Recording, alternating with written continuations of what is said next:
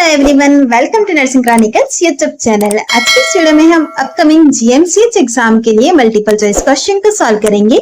आज की सीरीज का सबसे फर्स्ट क्वेश्चन है हमारा, विच of the following bridge presentation is most favourable for the vaginal delivery. कौन सा ऐसा ब्रिज प्रेजेंटेशन है जो कि वेजाइनल डिलीवरी के लिए मोस्ट फेवरेबल होता है? Option A footling breech, option B complete breech, option C frank breech, option D incomplete bridge.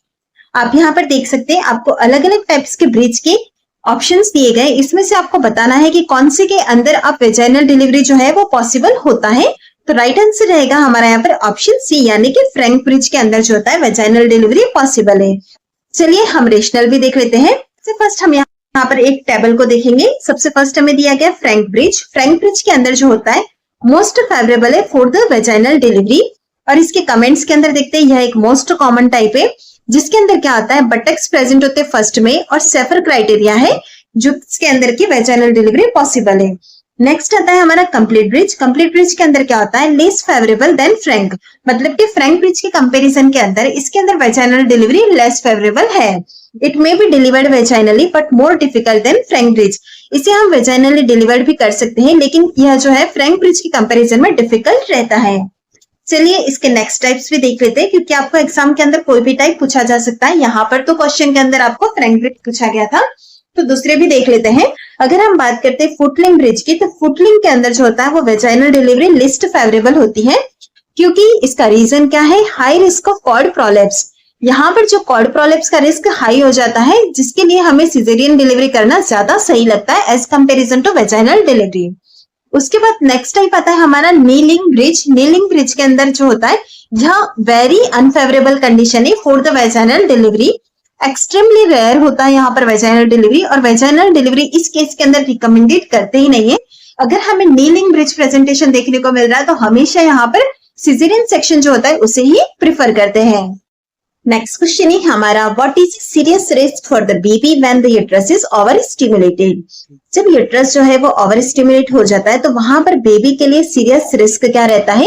Option A increased appetite, option B fetal distress due to lack of oxygen, option C bigger birth weight, option D twins. Right answer रहेगा हमारा यहाँ पर option B fetal distress due to lack of oxygen. चलिए इसका rational भी हम देख लेते हैं।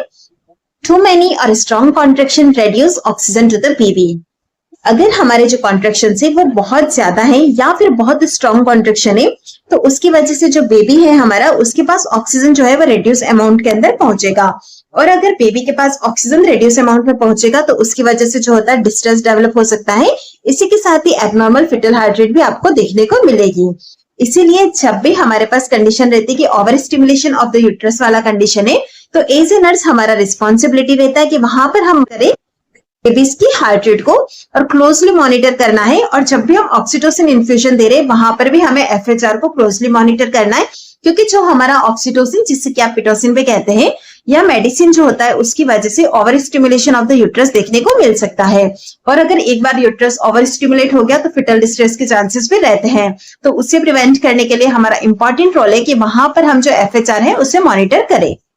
नेक्स्ट क्वेश्चन रहेगा हमारा, in a newborn receiving phototherapy which of the following sign would require immediate physician notification. एक न्यूबॉर्न है हमारे पास जो कि फोटोथेरेपी रिसीव कर रहा है, कौन सा ऐसा साइन होगा जिसके अंदर कि हमें इमीडिएटली फिजिशियन को नोटिफाई करना होगा? Option A loose stool, option B slight increase in temperature, option C decreased urine output and sunken fontanelle, option D skin turning pinkish red. Right answer रहेगा हमारे यहाँ पर option C, decreased urine output and sunken fontanelle. अगर हम बात करते हैं यहाँ पर की यानी कि लूज स्टूल की, तो यहाँ पर इमीडिएट अटेंशन की जरूरत नहीं है, क्योंकि यह कॉमन साइड इफेक्ट है फोटोथेरेपी का। उसके बाद हम बात करते हैं ऑप्शन बी की, स्लाइट टेम्परेचर इंक्रीज, तो यहाँ पर हम मॉनिटर करेंगे but it is not an emergency condition. Option C हमारा राइट आंसर है। यह जो है हमें इंडिकेट कर रहा है फ्लूइड लॉस यानी कि डिहाइड्रेशन की तरफ, जिसके लिए हमें इमीडिएटली इवैल्यूएशन की जरूरत है, इसीलिए हमें इमीडिएटली फिजिशियन को नोटिफाई करना होगा। नेक्स्ट है हमारा स्किन टर्निंग पिंकिश रेड। यह भी हमारा मेजर कंसर्न नहीं है अनलेस एसोसिएटेड विथ रशेस और अदर सिम्टम्स। तो इस तरह से आप देख सकते हैं जो हमारा राइट आंसर है यहाँ पर, अगर यूरिन आउटपुट डिक्रीज है और फोंटानेल संकन है तो यह इंडिकेट कर रहे हैं डिहाइड्रेशन की तरफ, तो हमें इमीडिएटली अटेंशन की रिक्वायरमेंट है। नेक्स्ट क्वेश्चन है हमारा, विच of the following is a good dietary source of vitamin D important for osteoporosis prevention.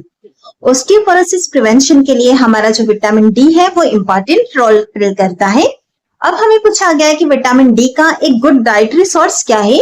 Option A spinach, option B fatty fish, option C white bread, option D apples. Right answer रहेगा हमारा यहाँ पर option B fatty fish. अगर हम यहाँ पर बात करते हैं स्पिनच की, स्पिनच जो है वो एक न्यूट्रिएंट से भरपूर वेजिटेबल है, लेकिन यह विटामिन डी का सिग्निफिकेंट सोर्स नहीं है। फैटी फिश हमारा राइट आंसर है। फैटी फिश जो होती है उसके अंदर विटामिन डी रिच अमाउंट के अंदर पाया जाता है और विटामिन डी जरूरी होता है कैल्शियम के एब्सॉर्प्शन के लिए और बोन हेल्थ के लिए। अगर हम बात करते हैं व्हाइट ब्रेड की, white bread is not a good source of vitamin D. Apples की बात करें तो एप्पल्स के अंदर भी विटामिन डी कंटेन नहीं होता है, क्योंकि हमें जो यहाँ पर पूछा गया था वो था कि हमारा जो विटामिन डी है वो किसके अंदर देखने को मिलेगा, तो वो है ऑप्शन बी फैटी फिश के अंदर। नेक्स्ट क्वेश्चन है हमारा, how does phototherapy help reduce serum bilirubin levels in neonates. यहाँ पर हमसे पूछा गया कि फोटोथेरेपी होती है वो किस तरह से हेल्प करती है कि जिससे नियोनेट्स के अंदर जो सीरम बिलीरुबिन का लेवल है वो रिड्यूस होता है।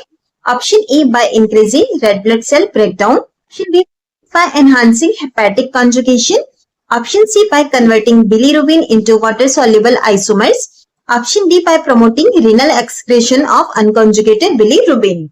राइट आंसर रहेगा हमारा यहाँ पर ऑप्शन सी।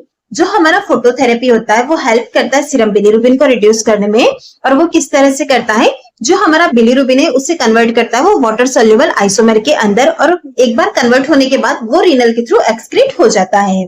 ऑप्शन ए की अगर हम बात करते हैं बाय इंक्रीजिंग आरबीसी ब्रेकडाउन, तो यहाँ हमारा राइट आंसर नहीं होगा।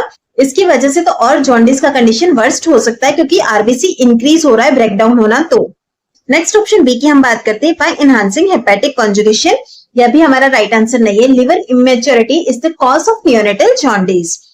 ऑप्शन सी का एक्सप्लेनेशन ऑलरेडी हम देख चुके हैं। ऑप्शन डी की हम बात करते हैं तो जब तक हमारा जो बिलीरुबिन है वो वाटर सॉल्युबल आइसोमर के अंदर कन्वर्ट नहीं होगा तो एक्सक्रीट कैसे होगा, इसीलिए एक्सक्रीशन से पहले आ जाता है हमारा इंपॉर्टेंट फैक्टर कन्वर्जन का, इसीलिए यहाँ पर राइट आंसर ऑप्शन सी रहेगा। नेक्स्ट क्वेश्चन है हमारा, what is the first thing a nurse should do to check if an AV fistula is working. यहाँ पर ऐसे नर्स हम एवी फिस्टुला वर्किंग है या नहीं इसे चेक करने के लिए नर्स को सबसे पहले क्या करना चाहिए। Option A look at the patient's face, option B feel for a vibration thrill and listen for a sound bruit, option C take blood pressure in the fistula arm, option D give pain medicine. Right answer रहेगा हमारा यहाँ पर option B feel for a vibration and listen for a sound. यह हमारा जो रहेगा वो first thing है कि एवी फिस्टुला वर्किंग है या नहीं। पेशेंट का फेस देखकर हमें नहीं समझेगा कि एवी फिस्टुला वर्किंग है या नहीं। दूसरी चीज है कि फिस्टुला आर्म से हम ब्लड प्रेशर को मेजर नहीं करते हैं, इसका क्वेश्चन हम ऑलरेडी कल वाली क्लास के अंदर देख चुके हैं। गिव पेन मेडिसिन से भी हमें यहाँ पर फिस्टुला के वर्किंग होने का इंडिकेशन नहीं मिलेगा। सो इस तरह से हमारा राइट आंसर ऑप्शन बी को रहेगा। चलिए अब हम इसका रेशनल देख लेते हैं।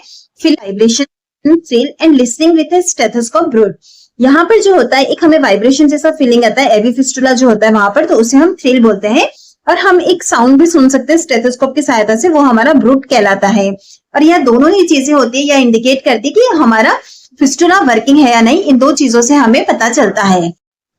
नेक्स्ट क्वेश्चन रहेगा हमारा, what is the major sign that the uterus is over stimulated by oxytocin during labour. कौन सा ऐसा मेजर साइन है जिससे कि हमें यह पता चलता है कि ड्यूरिंग लेबर जो है ऑक्सीटोसिन की वजह से यूट्रस ओवर स्टिमुलेट हो गया है। Option A contractions every 10 minutes, option B contraction lasting more than 90 second with little rest in between, option C mild back pain, option D baby moving actively. Right answer रहेगा हमारे यहाँ पर option B. Contraction अगर lasting more than 90 second with little rest in between है तो वहां पर यह इंडिकेट कर रहा है कि यहाँ पर हमारा यूट्रस ओवर स्टिमुलेटेड हो गया है। चलिए इसका रेशनल भी हम देख लेते हैं। ओवर स्टिमुलेशन जिसके दो दूसरे नाम भी हैं, वो क्या है, यूटेराइन हाइपर स्टिमुलेशन और टेकिसिस्टोल। अगर आपको ओवर स्टिमुलेशन की जगह बोला जाए कि यूटेराइन हाइपर स्टिमुलेशन या फिर टेकिसिस्टोल तो कंफ्यूज नहीं होना है, तीनों चीजें एक ही है। Over stimulation can cause strong long and frequent contraction. इसके अंदर क्या होता है, स्ट्रॉन्ग कॉन्ट्रेक्शन होते हैं, इसी के साथ ही वह कॉन्ट्रेक्शन लॉन्ग ड्यूरेशन के लिए होते हैं और फ्रीक्वेंटली कॉन्ट्रेक्शन होते हैं मोर देन 5 in 10 minutes और contraction lasting over 90 seconds. This can reduce blood flow to the baby causing distress. Over stimulation की वजह से जो हमारा ब्लड फ्लो होता है बेबी को वो रिड्यूस होता है और इसकी वजह से डिस्ट्रेस भी डेवलप होता है फिटल के अंदर।